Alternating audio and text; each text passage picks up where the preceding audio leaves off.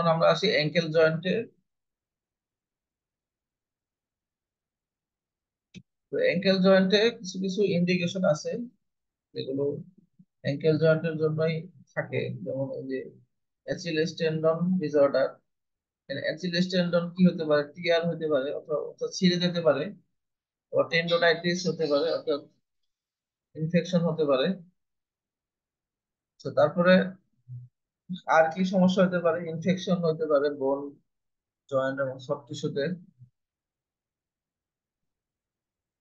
অনেক ধরনের সমস্যা আছে, plantar fasciitis, posterior tibial tendon disorder, sinus tarsi syndrome, avascular necrosis, fibromatosis. তো বিভিন্ন ধরনের প্যাথোলজি অ্যাঙ্কেল জয়েন্টে পাওয়া যায়। অ্যাঙ্কেল জয়েন্টের প্রোটোকল গুলো হচ্ছে, লোকালাইজার নেওয়ার পরে আমাদের পিডি এক্সিয়াল নিতে হবে, তারপর টি2 এসটিআর এক্সিয়াল নিতে হবে, টি1 স্যাজিটাল নিতে হবে, টি2 এসটিআর স্যাজিটাল নিতে হবে, এবং পিডি ফ্যাটসেল করোনাল নিতে হবে। অ্যাঙ্কেল জয়েন্টের পজিশন সেম ফুটের মতোই, এবং আমাদের সেন্টারিংটা করতে হবে অ্যাঙ্কেল জয়েন্টের উপরে। অ্যাঙ্কেল জয়েন্টের লোকালাইজার শেষ হলে আমরা এরকম তিনটা ছবি আসবে, এটা সেজিটাল, এটা এক্সিয়াল, এটা করোনাল। এখন অ্যাঙ্কেল জয়েন্টের এক্সিয়াল প্ল্যানিংটা করতে হবে আমাদের সেজিটাল এবং করোনার উপরে। করোনাল ছবিতে আমরা স্লাইস গুলো প্যারালাল করে দিব হচ্ছে টিবিও টেলার জয়েন্টের সাথে। এই যে টিবিও টেলার জয়েন্ট হচ্ছে এটা, এটার সাথে আমরা যাতে প্যারালাল থাকে এভাবে আমরা স্লাইসটা করব। এবং সেজিটাল প্ল্যানে আমরা এই টিবিও টেলার জয়েন্টের সাথে এই যে জয়েন্টটা দেখা যাচ্ছে এটা হচ্ছে টেলাস বোন, এটা হচ্ছে টিবিয়া বোন। এই এই জয়েন্টের সাথে আমরা প্যারালাল করে স্লাইস গুলো দিব, এবং স্লাইস গুলো যাতে আমাদের একদম ক্যালকেনিয়ামটা পুরাটা কভার করে। আমাদের এক্ষেত্রে কিন্তু ফুটের সামনের দিকে দরকার নাই, আমাদের মেন টার্গেট হচ্ছে ক্যালকেনিয়ামের ফুটের শেষ থেকে অ্যাঙ্কেল জয়েন্টের সামনে পর্যন্ত অ্যাঙ্কেল বোন গুলা যাতে আসে। অ্যাঙ্কেল জয়েন্টের অ্যাক্সিয়াল ইমেজ গুলা এরকম আসবে। তো এটা হচ্ছে অ্যাক্সিয়াল পিডি ইমেজ, এটা হচ্ছে টিবিয়াল বোন, এটা হচ্ছে ফিবুলা, আর এগুলা হচ্ছে আমাদের লিগামেন্ট গুলা আছে। এইটা হচ্ছে অ্যাঙ্কেল জয়েন্টের এই অংশটা হচ্ছে টেলাস। টেলাস আর দুই পাশে দুইটা কি, দুইটা হচ্ছে, একটা হচ্ছে ফিবুলার ম্যালিউলাস, আর একটা হচ্ছে টিবিয়াল। টিবিয়াল বোনের যে ল্যাটারাল ম্যালিউলাস সেটা হচ্ছে এটা। আর এটা হচ্ছে যে পিছনের দিকে যে কালো অংশটা এটা হচ্ছে আমাদের অ্যাচিলিস টেন্ডন। অ্যাচিলিস টেন্ডন, এটা হচ্ছে অ্যাচিলিস টেন্ডন, এবং এটা হচ্ছে অ্যাচিলিস। এবং সবসময় আমাদের নর্মাল যে টেন্ডন গুলো থাকে এরকম কালো থাকে। যখনই প্যাথোলজি হয় তখনই সিগন্যাল চেঞ্জ হয়, তখন এসে সাদা হয়ে যায়, হালকা হালকা সাদা হয়ে যায়। তো অ্যাঙ্কেল জয়েন্টের সেজিটাল প্ল্যান দিব আমরা করোনাল এবং এক্সিয়াল এর উপরে। এবং এক্সিয়াল ইমেজের প্ল্যান গুলো যাতে আমাদের মিডিয়াল এবং ল্যাটারাল যে ম্যালিউলাস আছে, এই যে মিডিয়াল এবং ল্যাটারাল ম্যালিউলাস, এগুলোর সাথে যাতে পারপেন্ডিকুলার ভাবে থাকে, এবং আমাদের মিড স্লাইসটা যাতে এই অ্যাচিলিস টেন্ডনের উপর দিয়ে যায়, আমাদের টেলাসের মাঝখান দিয়ে অ্যাচিলিস টেন্ডনের উপর দিয়ে যাতে যায় স্লাইস। এবং করোনাল প্ল্যানে আমরা এটা টিবিয়ার সাথে প্যারালাল করে দিই, এই টিবিয়া এবং টেলাসের সাথে যাতে ঠিক প্যারালাল থাকে ওইভাবে আমরা প্ল্যানটা দিব, তাহলে আমরা এরকম সেজিটাল ইমেজটা পাবো। আমরা এখন সেজিটাল ইমেজ দেখছি। প্রথম ইমেজটা হচ্ছে টি1 সেজিটাল, এবং পরের ইমেজটা হচ্ছে পিডি ফ্যাটসের সেজিটাল। তো আমরা যদি খেয়াল করি যে এই অ্যাচিলিস টেন্ডনটার পিছনে যে কালো অংশটা, এই টেন্ডনটা কিন্তু ফুলে গেছে, মোটা হয়ে গেছে, ঠিক আছে, এবং সিগন্যাল চেঞ্জ হয়েছে, এই যে সাদা সাদা হয়ে গেছে। তার মানে তার টেন্ডনে, এচএলএস টেন্ডনে সমস্যা আছে। এবং হেড সেটে আরো ভালোভাবে বোঝা যাচ্ছে এখানে কিছু ফ্লুইড সিগন্যাল পাওয়া গেছে, এবং এই টেন্ডনটা মোটা হয়ে গেছে। তো এখন আমরা অ্যাঙ্কেল জয়েন্টের করোনাল প্ল্যান করব। করোনাল প্ল্যান করতে হবে আমাদের সেজিটাল এবং এক্সিয়ালের উপরে। এক্সিয়ালের উপরে আমরা যখন প্ল্যান করব তখন দেখতে হবে যে আমরা সাইজ গুলো যাতে মিডিয়াল এবং ল্যাটারাল মেলিউলাসের সাথে প্যারালাল থাকে,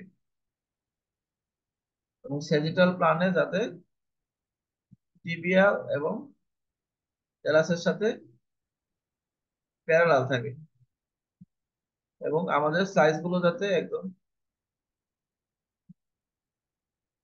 কাভার করে অ্যাচিলিস টেন্ডনের পিছন থেকে এবং ফুটের মাঝখান পর্যন্ত কাভার করে। তাহলে এখানে আমরা অনেকগুলা এঙ্কেল জয়েন্টের করোনাল ইমেজ দেখতে পাচ্ছি। তো প্রথম ইমেজটা হচ্ছে আমাদের T1 করোনাল। T1 করোনাল আমি বুঝলাম কিভাবে, সেটা হচ্ছে আমি মাসেল দেখি প্রথমে, মাসেল গুলা এরকম আসে, মাসেল কিন্তু গ্রে গ্রে আসছে, এবং জয়েন্টে কোনো সাদা কোনো ফ্লুইড দেখা যাচ্ছে না। পরের ইমেজটাও T1 ইমেজ, আর এটা হচ্ছে পিডি ফ্যাট সেট ইমেজ। তো এই ইমেজটা হচ্ছে T1 ইমেজ। তো এখন আমরা ফুটের কিছু প্যাথোলজি দেখবো। এখানে আছে অস্টিওমাইলাইটিস আছে। এখানে তিনটা ছবি আছে, একটা হচ্ছে এসটিআর, প্রথম ছবিটা এসটিআর, এটা হচ্ছে ফুটের সেজিটাল ইমেজ। তারপর T1 সেজিটাল এবং T1 সেজিটাল যেটা হচ্ছে পোস্ট কন্ট্রাস্ট। এবং এখানে সমস্যা দেখা যাচ্ছে যে তার এখানে অস্টিওমাইলাইটিস আছে, এবং কন্ট্রাস্ট দেওয়ার পরে কিন্তু এখানে signal intense, hyper signal intense. তো কন্ট্রাস্ট সবসময় ফ্যাট সেটের উপর দেওয়া ভালো। T1 ফ্যাট সেট, কিন্তু এখানে নর্মাল T1 দেওয়া আছে। যে ফ্যাট সেটের উপর কন্ট্রাস্ট দিত তাহলে আরো সুন্দরভাবে কন্ট্রাস্টটা দেখা যেত। তো এখানে আছে আপনাদের অ্যাকিউট কার্পোট নিউরো অস্টিওআর্থ্রোপ্যাথি, এখানে সমস্যা আছে পায়ে। T1 ওয়েটেড ইমেজে যে কালো কালো হয়ে আছে। তারপর হচ্ছে T1 আমরা কন্ট্রাস্ট দেওয়ার পরে এখানে দেখছি কন্ট্রাস্ট এনহান্সমেন্ট করছে, এবং এসটিআর ইমেজে দেখতে পাচ্ছি আমরা এই পুরো জায়গাটা এরকম সাদা হয়ে আছে। তো আমাদের প্যাথোলজি বুঝতে পারলে আমরা ভালো এমআরআই করতে পারবো। প্যাথোলজি বুঝলে আমরা কন্ট্রাস্ট দিব কি দিব না এটা সিদ্ধান্ত নিতে পারবো। তারপর এখানে আছে আরেকটা অস্টিওমাইলাইটিসের ছবি। এখানে অস্টিওমাইলাইটিস হচ্ছে এই বোনটাতে,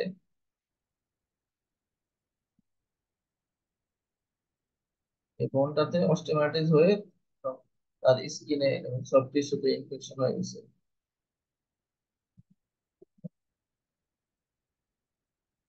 তো আরেকটা এক্সাম্পল হচ্ছে অস্টিওমাইলাইটিসের যে স্টার দেওয়া আছে এই অংশটা।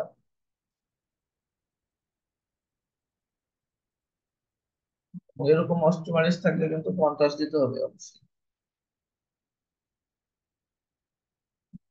তারপরে bone marrow edema and subperiosteal fluid, অর্থাৎ বোন ম্যারো এডেমা হচ্ছে এই যে এই জায়গাটাতে টিবিয়ার যে পিছনের পার্টটা সাদা হয়ে গেছে। এখানে বোন ম্যারো এডেমা, সাদা এডেমা মানে ফ্লুইড, ফ্লুইড কালেকশন হয়েছে বোন ম্যারোতে। এবং বোনের যে অস্টিয়াম, এই অস্টিয়ামের উপরে ফ্লুইড কালেকশন আছে। এখানে বোন কনক্রিশন আছে।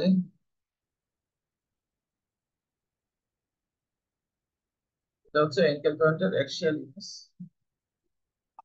এখানে আমরা দেখতে পাচ্ছি নর্মাল অ্যাচিলেস টেন্ডন, টেন্ডনটা কিন্তু নর্মাল আছে, কিন্তু কালো হয়ে শুকনো হয়ে আছে, কোনো সমস্যা নাই।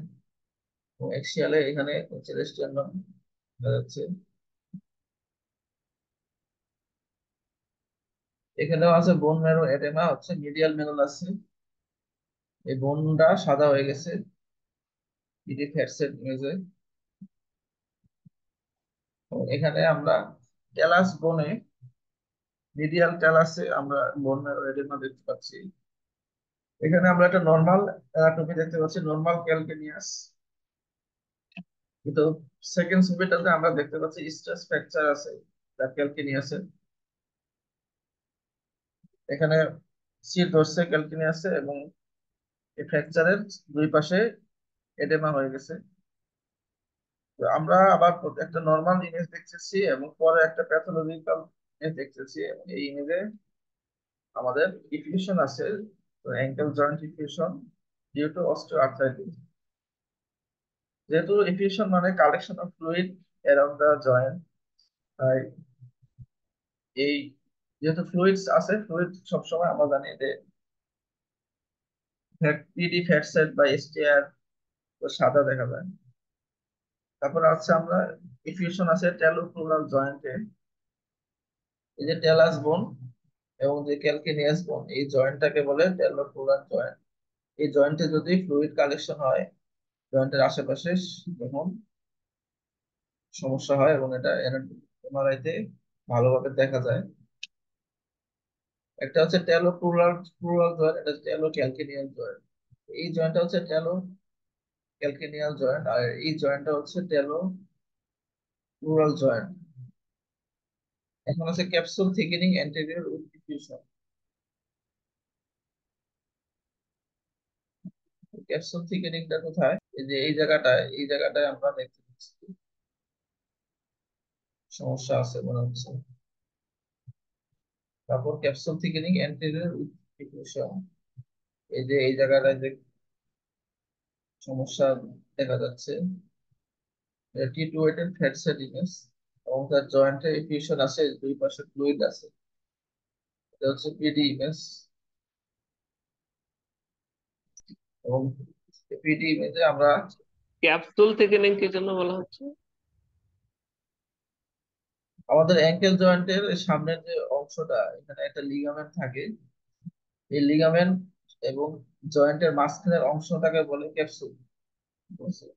এ- এই জন্য এটাকে বলে ক্যাপসুল থিকেনিং। এখানে যে ফাইব্রোটিক চেঞ্জেস অ্যান্টেরিয়র টিবিউটালার জয়েন্ট, তো টিবিউটালার জয়েন্টের সামনে এই যে ফাইব্রোটিক চেঞ্জ, এবং এখানে আমরা হেডসেট ইমেজে আরো ভালোভাবে দেখতে পাচ্ছি যে degenerative changes tibias and talus with oedema. এখানে আমরা প্রথমে একটা নরমাল পোস্টেরিয়র টিবিয়াল টেন্ডন দেখতে পাচ্ছি। তো এটা হচ্ছে পোস্টেরিয়র টিবিয়াল টেন্ডন। আর এখানে আছে টেন্ডিনোপ্যাথি এন্ড টেনোসাইনোভাইটিস। তো এখানে দেখা যাচ্ছে টেন্ডনটা বড় হয়ে গেছে এবং টেন্ডনের ভিতরে কিছু সিগন্যাল চেঞ্জ আছে। এখন আমরা অ্যাচিলেস টেন্ডন দেখি যে অ্যাচিলেস টেন্ডন নর্মালি এরকম থিকনেস এরকম থাকে। তো যখন টেন্ডোনাইটিস হয় তখন দেখা যাচ্ছে এই টেন্ডনটা মোটা হয়ে যায়, অর্থাৎ তার নর্মাল যে বাউন্ডারি, তার বাউন্ডারি চেয়ে বাইরের দিকে বেড়ে যায়, যেন হচ্ছে থিক এন্ড অ্যাচিলেস টেন্ডন। তার মানে এটা একটা অ্যাবনর্মাল অ্যাচিলেস টেন্ডন।